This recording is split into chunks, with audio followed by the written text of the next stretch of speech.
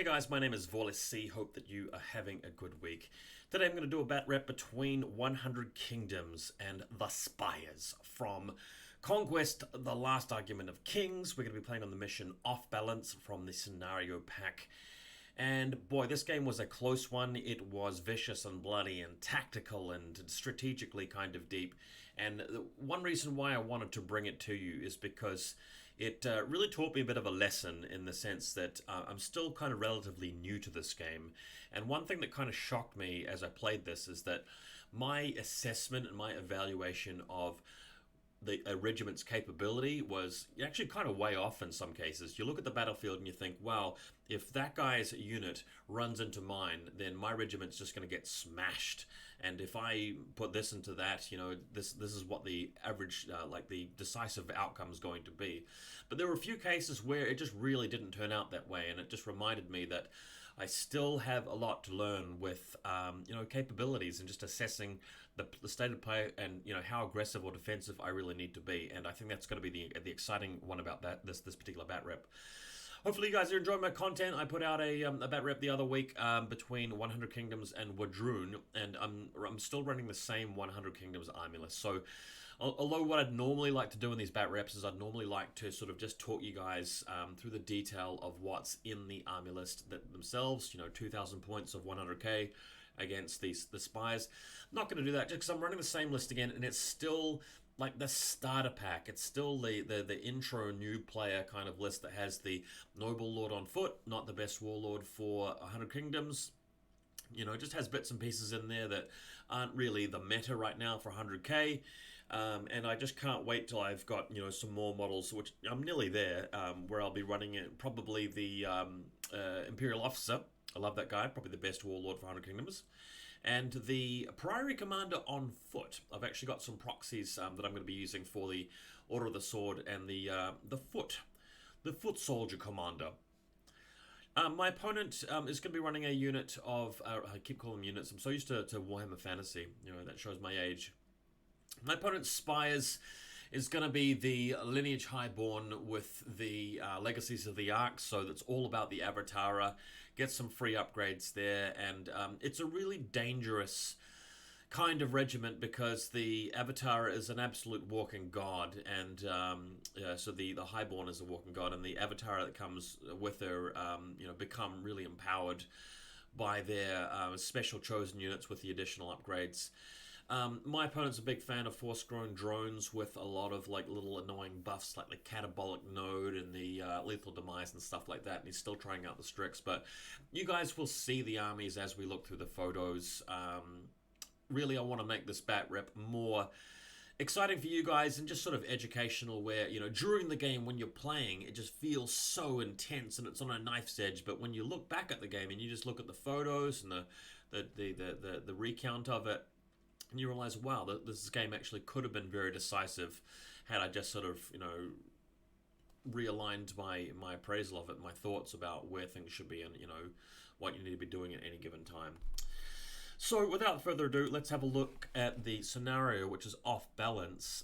This one's really cool. There are two big zones that you go for, and one of them's closer to one board edge, so that kind of splits it up in an off sort of non-symmetrical way when you're talking about the horizontal side of it. And then there are two objectives on either side of the battlefield, and you want to try and destroy the ones on your opponent's side. So I've started to like these objectives more and more, because the thing about them is that they give you something to do if your opponent's avoiding you. So if your opponent's just heavily committing to just one corner and bunkering up next to this little thing here. So if I get out my little draw tool, so let's just imagine they come in the corner and they just go for this little zone here, and they've just packed their entire army into that corner, and they've let you put a medium regiment over here, and you're, you know, sort of trying to encroach this area, but, you know, you can't deal with them very well. Then the solution is just to kill these two objectives, and you are saving these ones, and you'll end up winning. So it forces the players just to be a bit more committed, which is always a good thing. Alright, so at the local game store on a school night, my wonderful opponent Chris, right here in the adorable blue shirt. Just note that the photography here has been heavily edited in Lightroom, because my cell phone camera was just getting so much glare off of this mat here, with the snow-colored mat, that I've had to turn like the whites and the highlights right down, and then just absolutely crush by turning up the shadows and the blacks and warping everything. So yeah, things may not be as they seem. Right, so getting into the game, we put our lights on the table, and over here the Militia and the Theist Priest, I'm selecting that to automatically come on, and the Mounted Squires and the Longbowmen can come on if I roll well enough, and I managed to pick them both up with my roll. Here's a look at the battlefield, so grabbing the pen tool. So as discussed, there's a objective there through the middle and another one through there. I've got this objective here which I'm protecting, and this one that's even further away, and my opponent is looking after this one and this one. You have some impassable stuff, like that's an impassable thing, so is that thing. These are hills, so they just really block line of sight and give you a little bit of elevation. These things are forests, so they're obscuring and hindering. They shut off things like inspired and impact hits for mediums and heavies, and if you're shooting through them, you're half barrage. I really quite like forests in games like this, because you want to make sure that the unit has at least an option to move through it, but at least it does something on the battlefield that you have to take into account with your troop movements. Can't remember what this piece of terrain does. I don't think we even ran into it, so that's not a big issue. So with my turn 1, moving into the side with the Theist Priest, if I just come back to this, the Theist Priest is taking the extreme left-hand flank here, just because I want to conserve him for a while, not to get boxed in. He needs to be supported by other units, but also because I can move a medium character, that is the Priest, onto that, and if my opponent has nothing else, then I might be able to actually control it if I'm lucky. So that's the Militia. They've been seeing a lot of paint lately, looking very pink. Now the Longbowmen opt to come through to the middle of the table, if we just jump back a few pictures here. So they are going to be sitting on that, and that's because the hill gives them this elevation from which they can actually shoot over my units without using arcing fire, and that matters because then you can aim and shoot to get the volley advantage. And the plan is, if I'm moving another regiment through them, at least they're going to be screened by other regiments that are going to be hanging out here, going for this objective, and the Longbowmen can just shoot over them. So that's where they want to be. My opponent coming on with his massive unit of force-grown drones with the catabolic node and the... what does that guy call again? The Biomancer? Ferromancer? I think it's the Biomancer. So this unit has lethal demise, which is awful, and they have the catabolic node, and they've got these other upgrades, and just based on my experiences with the game so far and reading the army list, I'm really afraid of big units like this because they seem very, very scary. But when you sit down and you take an objective look at it and you do a bit of math, you shouldn't be running away from units like this, and you shouldn't be scared of them if you have a unit that is suitably defensive and tough. Because as soon as these force-grown drones run into something that has some decent defense and resolve, they are not going to be very effective with their catabolic node or their lethal demise, and you are going to crush them in the long run, no matter how much regeneration your opponent is doing. The other thing about this unit is going to be a little bit weak to stuff like shooting and spells after a while, but realistically, if you can just come in with one charge, preferably from the flank, even though there's like a billion stands here, you can wipe it out. And case in point, I was just a bit afraid of this unit during this game, and perhaps in my previous games, but I'm starting to really gain some more confidence against it. So it's absolutely massive. You can see it walking straight through the middle of the table, and it's going to be going for this objective up here, top left. Now, my squires are appearing here, and one thing I've been doing wrong with my light units, and I've been seeing this from my opponents as well, is that when you first put your really fast light regiment on the table, you're just, you know, like a bird freed from its cage, and you're looking at how fast it can move, and you want to maximize its speed, so it just goes racing across the table. And I really feel like that's the wrong thing to do in the early game of Conquest, because what happens is your opponent can counter deploy and just shut off the avenues for charging things, and you get surrounded, and eventually you get charged and you lose them, and it's all for nothing. Whereas the speed could equally well have been useful in the late game. So if you just do the unintuitive thing and just camp your deployment zone for a little bit, you will see opportunities open up later where they can get in the way of enemy units, and they can actually outmaneuver units that can't really respond to them because the enemy's too occupied dealing with your medium and heavies. So that's something you're going to be seeing a bit more from me in future. Here we have the Ferromancer with a much smaller unit of force-grown drones. I believe that this houses a character that is a bit better at buffing not just these guys, but other regiments as well, and that's why he's just got such a small bunker with him. So they are deployed relatively near to the first block, but they'll be going through this forest here. Partway through the game, I realized how badly the forests were busting my balls in terms of impact hits, because I'm running a lot of knights, as you guys know. But I was the one who set up the terrain, so it's on me. Strix appearing, and again, my opponent sort of doing the same thing that I intuitively do, that I think a lot of other sort of intermediate level players do, and that is just to think of this unit as a unit that must get into close combat as soon as humanly possible, because it can get there with the speed, and you don't necessarily need to do that. So he's coming out the flank here, trying to get in combat with the squires. I don't know if the squires really is just the best target for these guys, but that's going to be his plan, and later on you're going to see him actually moving in on this side of the table with their help. So I've taken this photo because this is the beginning of turn 2, effectively. Neither of us can score in this first round. No medium is committed to the battlefield yet. The priest is going to be able to move up here and score unless my opponent brings something in here, but he's going to be doing that, of course. Neither of us have any mediums to contest this yet, but that's going to be changing very soon. Somebody made a comment on my video recently saying, why don't I take a photo of the command stack at the end of or start of every turn? And I decided to do that this game. Shout out to that guy.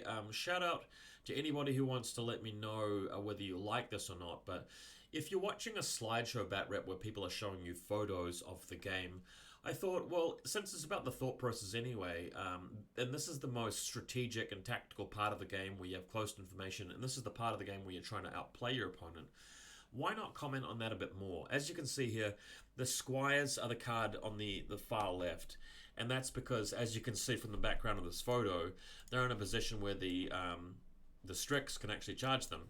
So by activating the squires first, I can move past this impossible bit of terrain, or I can just wheel them around and take the charge from the front, or I could even reform and sort of just try and charge him on that side. Not that that's happening. And then everything in the middle is essentially filler at this point in time. The longbowmen are last because they're currently not in range of the Strix, but if the Strix do get the charge off first, the longbowmen can then shoot them. So that is really the only thinking so far, but the card stack's going to become more and more relevant throughout the game. As you can see, my opponent wins the roll and just moves the Strix into the flank here against the dudes. So my turn, I reform the squires and attack back and have a bit of a crack at them with the swords, and does a bunch of damage to them. Decent roll there from the squires, and knocks off one of the stands and injures one of the other ones. So they are trying to repel the invaders. Over this side, the Theus Priest putting Blessed down but doing very little else, and my opponent then brings on his, what do you call these guys? Some sort of Vanguard clones or Bound clones. They're the medium infantry clones that have 6 attacks and have Bastion. I can't remember what they're called, but you guys can look them up and quite easily find them. They do have a High Clone Executor joining them, but this guy is not a Warlord and he's not particularly pimped out. I think he's just got some really basic kit. And they're going to be going for that objective on the side where the priest is. So if we look at a shot of the battlefield from the extreme left-hand side, obviously you've got the Strix and the squires in the far distance. These force-drone drones are going from that objective. The longbowmen are going to shoot at the Strix, etc. But these new invaders here are going to be going for this. Now, if they move on first and give the militia a charge, there's potential for me to get down with Elysian Shard, which is on the priest, and then Blessed on the militia, and then attacking with the militia, which will completely delete this unit. It will just completely delete them. They will have no chance whatsoever. But I can only do that if I get the jump on him. So both of us are kind of cagily keeping our distance. He's really got the better opportunity to get the alpha strike on me, and that means that he eventually gets within range and starts scoring early. Not this turn, but next turn. So I then bring in my Household Guard with the Noble Lord Warlord, and I've been doing a little bit of painting on the front of these guys, but still a long ways to go. So they move in, and they'll be going for that objective opposite the force-grown drones. You can see here that the squires are kind of holding off the Strix attack, and in the meantime the Halberdiers will be moving past them, unable to help them, of course, because there's no room to charge the Strix. But luckily, the bowmen could fire over top of the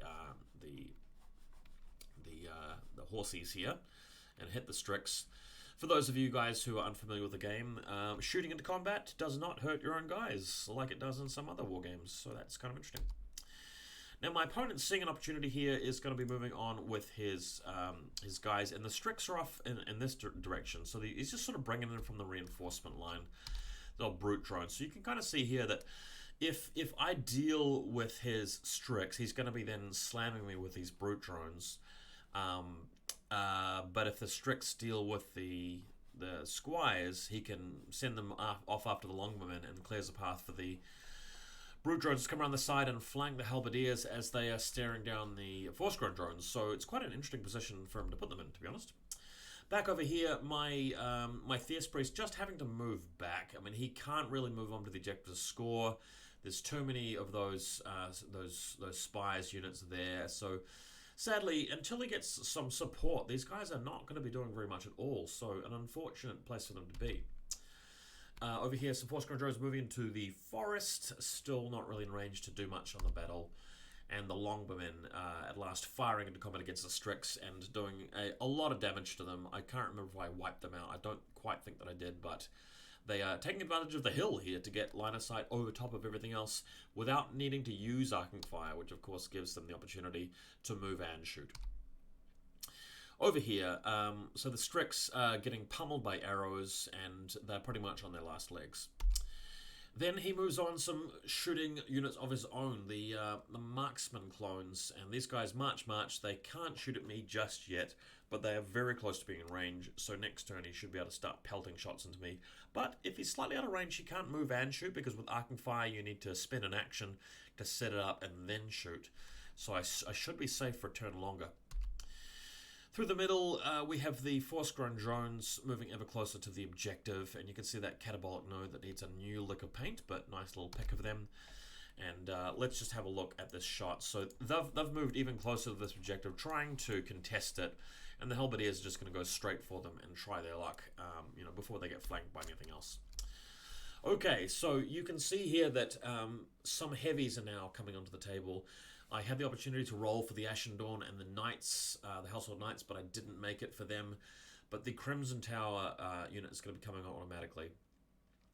So, my first card in the stack is going to be the Longbowmen, and I've chosen them because the Strix are almost dead. There's like 2 wounds on that last stand. If the Longbowmen activate now, they can wipe out the Strix, freeing up the Squires, or the next card in the lineup, to then move away and get into a position to flank those force-grown drones in the center of the battlefield. Everything else in the middle here is basically filler. The Household Guard are towards the end there, because if he moves in his force-grown drones first, I still want to have a chance to whack them. Crimson Tower Knights are coming in much later, because I want to see the lay of the battlefield, and I want to see where his reinforcements show up before bringing them onto the field. And lastly, the militia are there just because I can't afford to let his Vanguard guys and his High Clone Executor to race across the battlefield and not get countercharged. So by having the militia activate last, I'm at least zoning them out and making them scared of coming across the battlefield towards me, while of course I wait for the Crimson Knights to back up the militia. Okay? And now I've closed my photo for absolutely no reason at all. Why did I do that? Let's open it again. Oh, no. Sorry, guys. So where did we get to? It's this card here. Okay, so this is what the battlefield looks like as I've stacked those cards up. And you can see why I've chosen the Longbowmen to go first. They can shoot at those Strix, and that means that their Squires can move over here and not get wiped out by these brute drones. These 2 units are going to be having an inevitable clash here. And I'm just waiting for the Crimson Tower Knights to come in and support my militia. So for now, they're just making sure that they can charge in here if this unit happens to walk up in front of them. So I'm trying to zone them out at the moment. So that's what's going on. Okay, so the Strix do get a chance to do a bit of damage here, but not really. They don't do a ton because there's only like 1 stand. The Longbowmen then activate and use arcing fire to just wipe out the Strix, or at least the hill advantage. Either way, the Strix are completely wiped. The High Clone Executor just buying a bit of time here, some close-up glamour photos, and so we then have the squires turning around and walking past this thing here, just because they are planning on flanking the Force-grown drones, or at least like soaking up a charge to allow the halberdiers to get in there first. Marksman clones attempting to shoot at the militia, but only a couple stands in range, so we get a few wounds on them, but nothing more than that. Priest is just chilling and doing what he does. We found out that Blessed, of course, does not affect spells and shooting, only close combat, so that's interesting. He then has his Ferromancer and small unit of drones moving a little bit closer to me, and that's going to be annoying because they could get in the way of my my Crimson Tower Knights. You can see here that I can't really afford to go and deal with them yet, and if I do nothing about them, they may eventually get into a territory where they can become mischief. So, the halberdiers now move up closer to the objective. What they really want to do is threaten to start scoring from it, because as the game goes by, my opponent's starting to get on the board with scoring his zone, and I'm falling behind, and I can't really afford to fall too far behind, otherwise he may be able to maintain that lead late into the game and milk it to a victory. So, these guys mean business and they want some action. Over here, again, a standoff. He's got his medium unit in range of the objective, doesn't want to come any further forward because he knows that the militia could do these guys a lot of damage if they are buffed, which, they are. They've got Blessed on them. So there is that. Crimson Tower Knights moving on, and you can see here that that unit of Force-grown drones will get crushed by them, but it may hold me up for another turn, which is kind of annoying. What I'd really like to be able to do is to charge across and at least get impact hits on that unit of the High Clone Executor is in. But I may have to just deal with these Force-grown drones first, so it's good that he's got them there. He's wasting a bit of time, and we still haven't seen the Avatara or the Centaurs. So that's the position. Another bit of an overview, zoom out shot of it. Speaking of Centaurs, so he's using the reinforcement line quite cleverly here to move on to the side of the battlefield. And this means that he's setting up a charge for the next turn, where if he wins Supremacy, he can probably just hit the Household Guard from the side and absolutely crush them with a flanking maneuver, which is daring and bold and powerful, and I'm feeling quite worried now because I've got nothing on this flank to defend against them, so good play. The Brute Drones just hanging in right behind them and just making it so that if I don't commit anything to the side of the battlefield, the Household Guard are going to get absolutely swamped and destroyed very easily, and my opponent's going to start scoring with one of these units, and it's going to be probably a lost game. So then he brings in the Force-grown drones, just charging in here. The Catabolic Node goes off, rolls a 6 and a 3, which is not a good result for Spies, because I take 9 hits, he takes 6, but my guys are much better defended.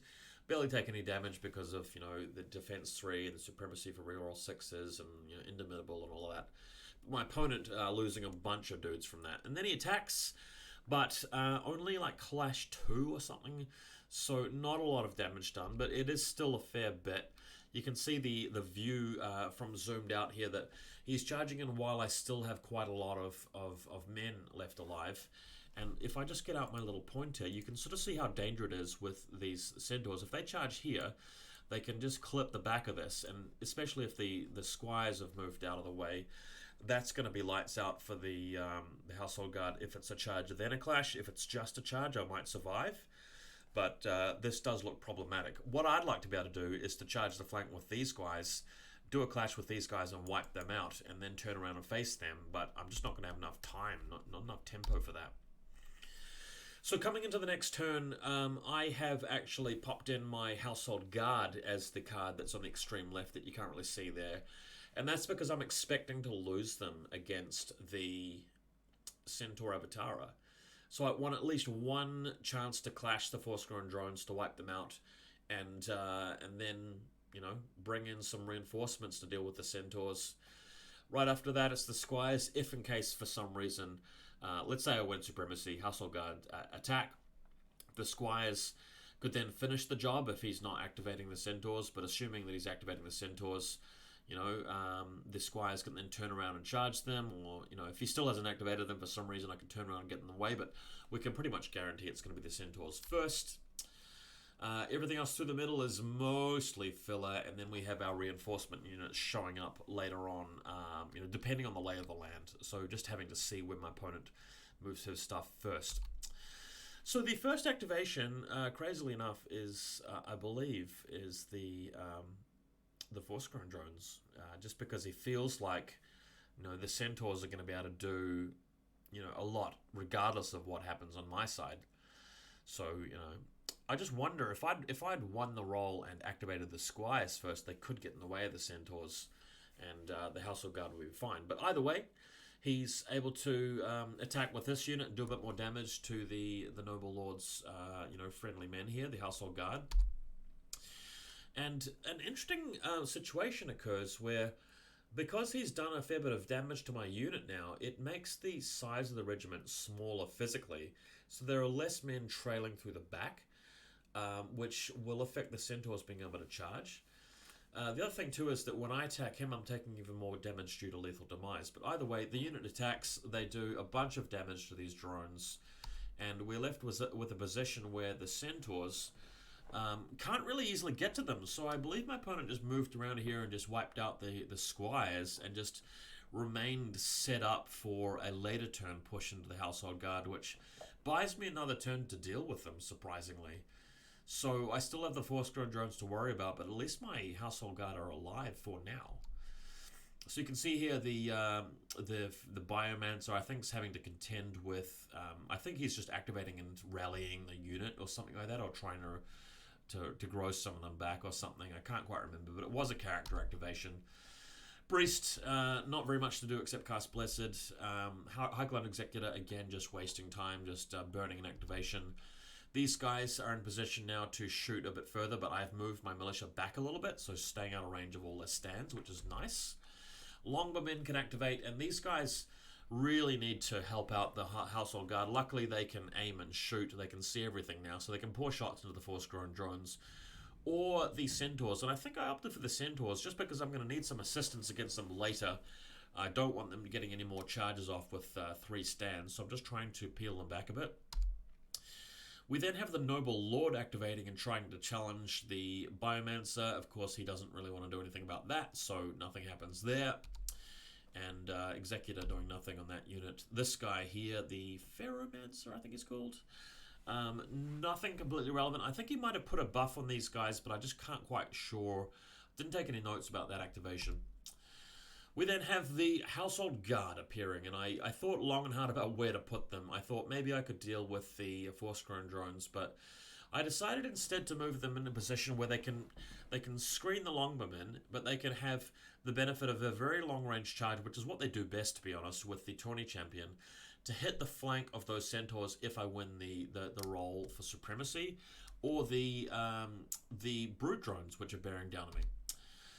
Over here, he does decide to shunt his smaller Force-grown drone unit into my Crimson Tower Knights, and I think the reason for that is just to buy time for his Avatar unit to show up. And they are on the battlefield now, so I think I had a photo of them earlier. You can see them in the background at the top right of the photo there. So they are coming through the middle of the battlefield. I really would prefer that the Crimson Knights charge the Avatar rather than the other way around.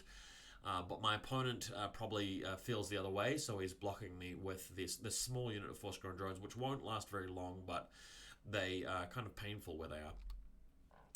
Ashen Dawn, again, this is a situation where these guys are the finishing move. They are absolutely needed. They have the potential to win the game quite easily, but I can't squander them. So I figured if I don't help out the Household Guard, I'm going to lose my Warlord. That's a bunch of points. The middle center's going to cave. He's probably going to find some way of regrowing the Force-grown drones.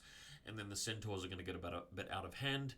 So if I just quickly move in here and crush these guys, I might be able to turn around in time to deal with the Avatar later. And that was the choice. I feel like this is the center of the battlefield. It's probably where the Ashen Dawn are going to be needed. So that is where they're going to be. Avatara moving right through the middle of the table. The scary thing about her is she's got that horrendous ability where she can give them a free action, which I think is just extremely powerful. I'm not going to say it's too powerful. Like, this list does have weaknesses, but God, like, this is a game where tempo matters and taking the initiative matters. and having a free move or a free clash is just extremely powerful, especially when you've got a massive unit like this with a tooled up character. It's just brutal. You can see here that they're going to be coming through the middle. So just to point out the importance of this situation, he's blocking me with his force-grown drones, which is great. These guys are currently in the front here, so if he moves and charges here, I should be able to tank that. My plan is just to go into the force-grown drones. The Ashen Dawn are going to be here. He won't quite be in range to comfortably charge and then clash. If he wants to, he can move, charge, and then use the Highborn's ability to clash me. These guys are just literally so tough that I'm expecting to survive and do a bit of damage. And in the next turn, I'm going to pop my Supremacy ability. Turns out that I do it too early, but the fear is that he'll commit the Avatar to the Ashen Dawn. And I think this is a mistake from me, is overestimating the Avatar's ability to beat the Ashen Dawn, because honestly, the Ashen Dawn are not a wonderful matchup for the Avatar. On the Supremacy turn, they will have hardened. And either way, the Blessed just tanks so much freaking damage that I really shouldn't be terribly worried about them, but, you know, I was. So there is that. But again, you can sort of see how well protected the Avatar are by this unit of Force-Grown drones. The Crimson Knight just can't get through them to get that charge off, and that's what I really would have preferred, to weaken them. If I can knock them down to 2 or 3 stands, or even like 1 or 2, like 1 plus the leader, the character, then the Ashen Dawn will have no trouble.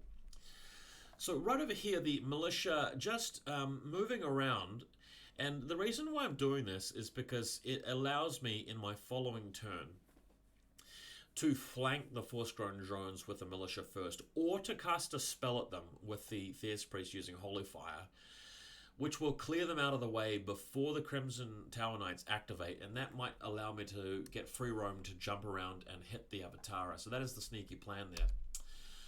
The Brute drones here surprised me by going after this objective deep in my territory. And this was surprising because this type of unit can't kill an objective outright. He can only attack it, meaning that he's not hitting my regiments. And it gives me a chance to hit him with the Household Knights, potentially wiping these guys out, and then boxing in around onto the Centaur Avatara and deleting them later. So I was kind of surprised by this.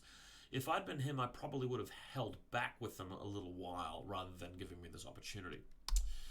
So, moving on to the next turn, the first order is going to be the Order of the Ashen Dawn, because if I win the Supremacy, it's going to allow me to blow up the Force-Grown drones. The Household Guard might have a chance to survive.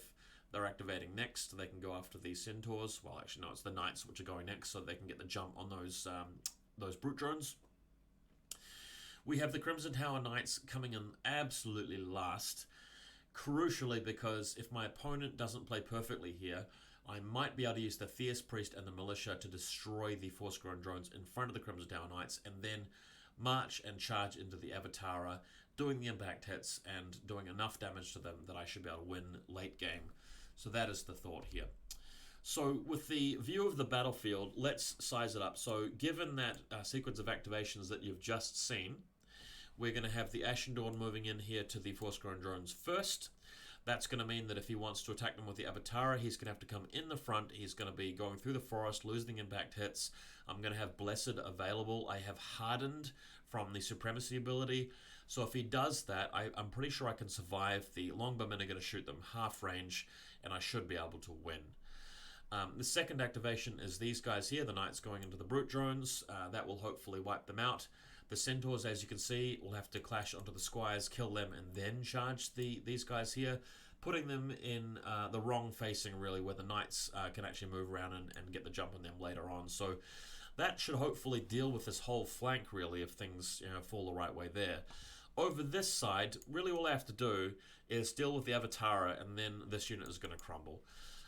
So the idea is that if the Avatara wants to go anywhere, they're going to have to sort of move and then charge and then use their clash ability from the Lineage Highborn's kit, which, it's good to get that out of the way. It's fine if they do that. If they don't, if she just hangs around somewhere, I might be able to Holy Fire through here with the Priest, wipe these guys out, and then these Knights can move in and deal with the Avatara, wherever they end up being. So, didn't happen very often this game, but I won the Supremacy, and I managed to absolutely demolish this unit of Force-Grown drones, And with the Lethal Demise not really being able to do enough damage to the Knights because they're so heavily armored, that was it for the drones. They are gone. The Centaurs were activating next, and what they do is they clash onto the Squires, and then they can charge the Household Guard and do their impact hits. So they come through here, and they come straight into the flank. And I really only have a couple of stands left, and my opponent rolls the dice, and I must say that I got extremely lucky at this point in the game because I survived with 1 wound remaining on 1 stand, plus the character who dies if the stand is lost. So my opponent should have done a bit more damage here. It came under the low sort of bell curve of damage, and I ended up keeping this unit living, which was crazy. So we fight on through the middle there, which was huge. My next activation is the Knights. They charge into the brute drones here. They've got the charge for the impact hits and Elephant's Roar, and they have Tip of the Lance, so they have the clash with Wedge. So these brutes do get smashed. Lovely photo as well. Loving the way that the lighting and the colours turned out. But both of us playing very blue armies, by the way, similar colour scheme. So only 1 drone is left. He's taken a bunch of wounds, and the longbowman is going to do even more damage to him later on. So they're almost through him. Through the middle, the boys here managed to reform and turn around and do a bit of work onto the Centaurs. So now they're facing the Centaurs. They've got their banner there. They have the Steel Standard. They've got Indomitable. They've got the characters' attacks. So they are just holding the line for now. And remember, this is pretty much the last unit my opponent has on this side of the battlefield. If I wipe them out and keep any Household Guard alive, then I can just score for the rest of the game on that side. So over here, we have his Force-grown drones attacking my Knights. The Knights are so pathetic in combat when they haven't got the charge off. It's embarrassing. They've only got 4 wounds each. They're so expensive. And I think this little attack here did like a whole bunch of wounds on one of my stands, which is just, yeah, embarrassing is the only word for it. Over here, the longbowmen able to shoot at what was, I think, the Centaurs, I believe. What happened the turn after this is I think that I managed to wipe out the brute drone, allowing for a charge with my Household Knights. My Household Knights. But again, the longbowmen did surprisingly well this game. They were just uniquely positioned, and I've played a bunch of other games where they sucked, but this game, my opponent just didn't get anything into them, and being able to pelt the enemy turn after turn after turn almost made them worth their points. I'm not really sure if they are worth their points, but some games they do quite well. Now, the important one, the Lineage Highborn and her Avatar here, realizing that I've prepared well, the Ashen Dawn have been played well, they can't charge the front of the Ashen Dawn. The Crimson Tower Knights are still blocked off by, the Spire's own Force-grown drones, and, these guys need to do something. So what they decide to do is they decide to just sort of move through the middle, and we'll look at their position in a bit. Over here, though, the character activating, nothing really much to do against the Centaurs other than take a photo. The archers just trying to get into range to arcing fire over top of these people here, High Clone Executor unit. The priest, realizing that if I use Holy Fire now, it's not actually going to work because the Knights are the last activation, and my opponent actually is going to activate the Avatar after the Knights, and I think it's partly because he's got an ability where he can put a card down to the bottom of the stack and sort of delay his activations for a while. So it didn't quite work out the way I wanted. So rather than using Holy Fire now, which allows the Avatar to potentially move into combat with these guys, I decided to hold off on it. Over here, he's got his fighty drones just spread out in a very long line because he's planning on just bringing the fight to me. And now that I've moved my priest back a little bit, he's anticipating a move from the Crimson Towers or the Ashen Dawn, and he wants to be able to get a charge in and maximize the sheer number of attacks that each stand can put out here. Militia, just holding back. There's nothing that they can do. My opponent's been scoring turn after turn after turn and pulling way ahead in terms of the scoring lead. So these guys just aren't in a position to do anything about that because the Knights are bogged down in close combat and aren't ready to charge to back them up. So the Avatara, what they do is they go after this objective here, and that allows them just to charge a target and do a little bit of damage to it while avoiding the front arcs of the Ashen Dawn and the Crimson Tower Knights. And my opponent's play here is just to sort of prolong the game a bit. He's way ahead on points, and I haven't managed to get into a position to stop him from scoring it on that left-hand flank. So he's just kind of trying to be a little bit ingenious here. So you can see they've moved in beyond the objective next to the Longbowmen. And my Ashen Dawn are really only going to be able to sort of turn around and charge and do impact hits, which won't inflict the damage. They need a clash to get the damage done. And the Crimson Tower Knights are facing frontally. They can't really turn around and get the charge off from that position because they've got to get rid of the Force-grown drones. So it's very awkward. So what happens here is that the very last activation, the Crimson Tower Knights are devastating this little unit of drones. So they wipe that unit out, and then they reform to turn around. And you can sort of see that the next turn is going to start with a roll for supremacy, and that roll is going to be really, really impactful. If I get the first card, the Knights are going to go into the flank of the Avatar, and they're going to have brutal impact charge with a round of clash with Wedge after that with the Priority Commander, and that should be game winning. So you can sort of see the card line up here. The Crimson Tower Knights are first in the stack, and it just comes down to the supremacy roll. If I lose, then it's going to be a close game. If I win, it's game over. And it comes all the way around the wheel, right through the militia, who, again, they can't do anything. It's going to have to be like zoning out against the other clones opposite them. Just as I've played it the entire game, if the clones come further forward, then my last activations are Priest, Elysian Shard, Blessed on the Militia, Militia charge the drones, wipe them out. My opponent knows that he can't do that, so it's just a matter of zoning them out. And honestly, everything that's happening through the middle just doesn't really matter, except maybe with the Household Knights. They are very close to the top of the stack because I still have to deal with those Centaur Avatara. So you can see this battlefield position here. Gosh, the Avatara, they're right in the middle of everything. You've got them right here. You can sort of see that. I mean, this range here, that's around about 5 inches. These guys charge something like 7 plus D6. So they come slamming into the side. Whole bunch of brutal impact hits, whole bunch of clash. It's in the flank. They have to re-roll resolve checks. They've got terrifying. These guys are going to be deleted. Ashen Dawn are going to charge over here, and then the next turn they wipe these guys out with the help of the militia, and I'm scoring 2 sides. We're all good. Over here, though, my Household Guard are badly wounded. And what needs to happen is for the Knights to reform and charge the flank of these guys to help them out. But in the long run, they should be able to do that. The Longmen can shoot through there. Even if I lose the Household Guard, the Knights will overwhelm the Centaurs. If I get the jump on them, then I can keep scoring here for the rest of the game. But I've got to win Supremacy for that to happen. Of course, I do not win Supremacy, and my opponent decides to reform and charge, which means that he does impact hits but nothing else. But the problem is that he's got this stupid ability on the Lineage Highborn, which gives them, like, Aura of Death 4. So when the Knights do activate, they will take 20 hits. And I've already used the Supremacy ability. I've lost Blessed. And this is another lesson to me. I've had so many games, game after game after game, where I'm forgetting to use Supremacy at the right moment. I either blow it too early or too late, and I'm just not picking the right turn to give these guys Blessed. And boy, could they have used it in this particular moment. And they honestly didn't actually use it before. They squandered it. So that kind of sucks. So what happens, of course, is that the Knights, activate immediately and just get absolutely hosed by that Aura of Death ability and just get absolutely trashed. And they are not benefiting from charge here. So it's pretty awful, to be honest. Now, over here, a small glimmer of hope is that with the Centaur Avatar activating, they lose Inspire because of the Steel Standard. I said earlier that my Household Guard had been reduced to just 1 wound on 1 stand.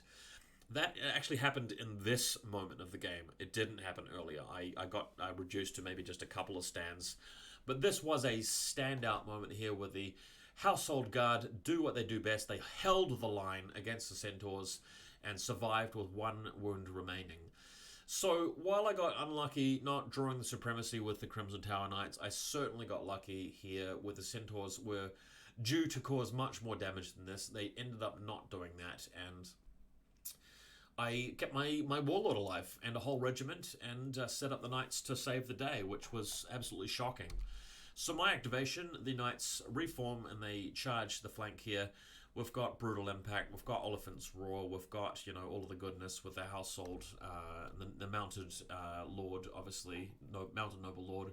So that really wrecks the Centaurs very badly, and with the Longbowmen activating after that to pick them off, this went very, very well for the 100 Kingdoms.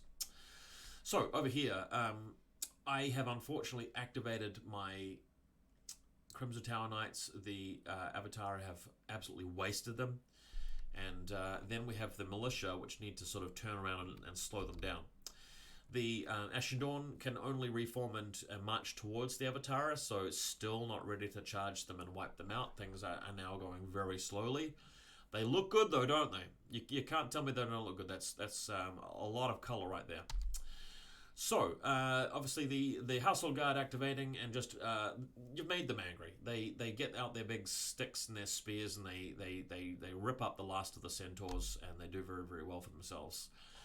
Over here, Vanguard clones, or whatever they're called, bound clones, not sure, they are still grabbing this objective and doing mightily well, I might add, scoring plenty of points for the Spires. Longbowmen finishing off the Centaur so that the mid units there can go after that objective, which is lovely and jubbly.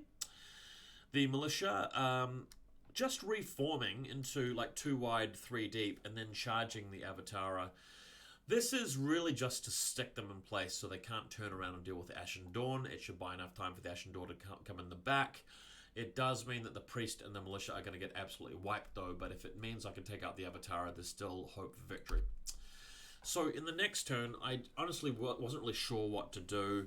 I figured if I activate the priest first and put Blessed on the militia, there's a small chance I might survive with, you know, maybe 1 wound left if I'm amazingly lucky.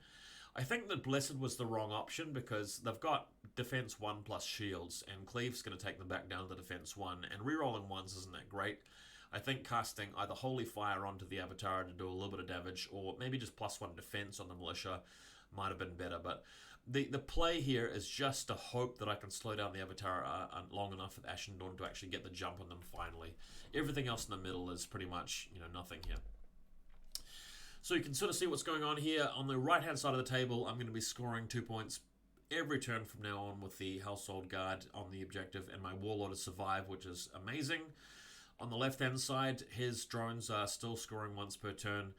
The Ashen Dawn, the problem with them is that if they declare a charge and fail it, you know, that's bad because they need a whole another turn. If they charge and then, if they move and then charge, they only do minimal impact hits, and they might lose the supremacy roll in the next turn, and they're going to take the Aura of Death damage anyway. The best thing they can do is set up a position where they're going to be in charge no matter what, with this unit surviving, but that's going to be easier said than done. Okay, so Theus Priest activates, puts Blessed on the unit, doesn't really work out. The Avatar just absolutely slaughter them, just completely wipe out the unit, and that's going to mean that they can turn around, but my opponent decides not to. He just clashes them and wipes them out. Household Guard going after the objective and scoring 2 points, which is lovely. I was a bit worried about his archers at this point, because if his archers turn around and go around the back and shoot me long range, that means that I'm in a bit of a pickle there, to be honest, because I would lose the last point on the Household Guard, I would stop scoring, and I'd lose my Warlord as well. So if he had done that, I probably would have, you know, taken a decisive loss immediately. These drones still waiting for the chance to move in. As you can see, the militia have been deleted. The Longbowmen turn around and shoot at the Avatara, doing a little bit of damage, I might add. So these guys actually starting to really pull their weight in the long game, but I think that's what's required of them. They need a long time to get their points worth, you know, over many rounds of shooting. As soon as you lose them early game, then that's just a massive chunk wasted. These boys here going after the Ashen Dawn now, even though it's through the forest, so you're sort of half barrage going through the forest, but he's just getting so afraid of them at this point, as he should.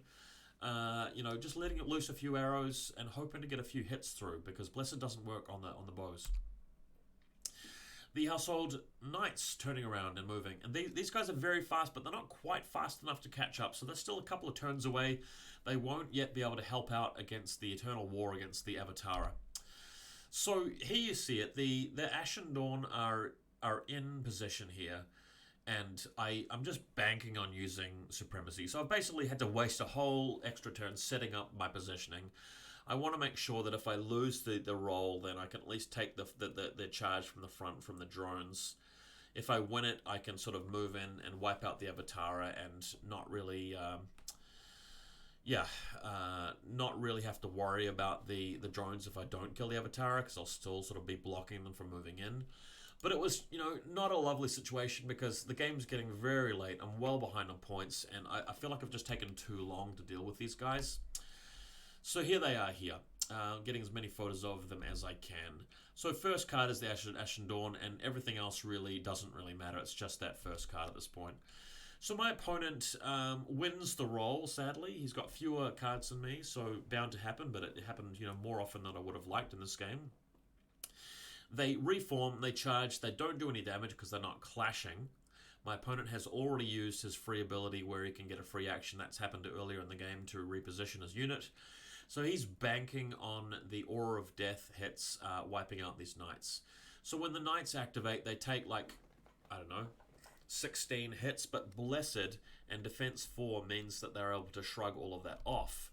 Then when it's their turn to attack, they absolutely crush the Avatara, and that's what's made me feel like the mistake I'm making in a lot of these games is that I'm just not correctly assessing how much damage units can take or cannot take when I'm making my movements. Sometimes I need to be much more aggressive, other times I need to be much more defensive, and I still haven't quite got the hang of that in this game. But what happens is because these guys are inspiring and clashing with something like 19 hits, Cleave 1, the Avatara just don't stand a chance. They just get absolutely murdered by this unit, which hilariously means that he now charges in with his other unit. And even these guys can't do any damage because they just don't have the cleave. The Ashen Dawn are just way too tough, and somehow Ashen Dawn are just tanking the unit as well as dealing with the Avatara. So it's just a bit crazy at this point. One guy's on 2 wounds left, but when they activate next turn, they can just really shred these drones. It's just crazy. And then you have the longbowmen shooting again into that unit, doing even more damage, and it just keeps on going. So his marksman clone's just desperately shooting my knight to this point.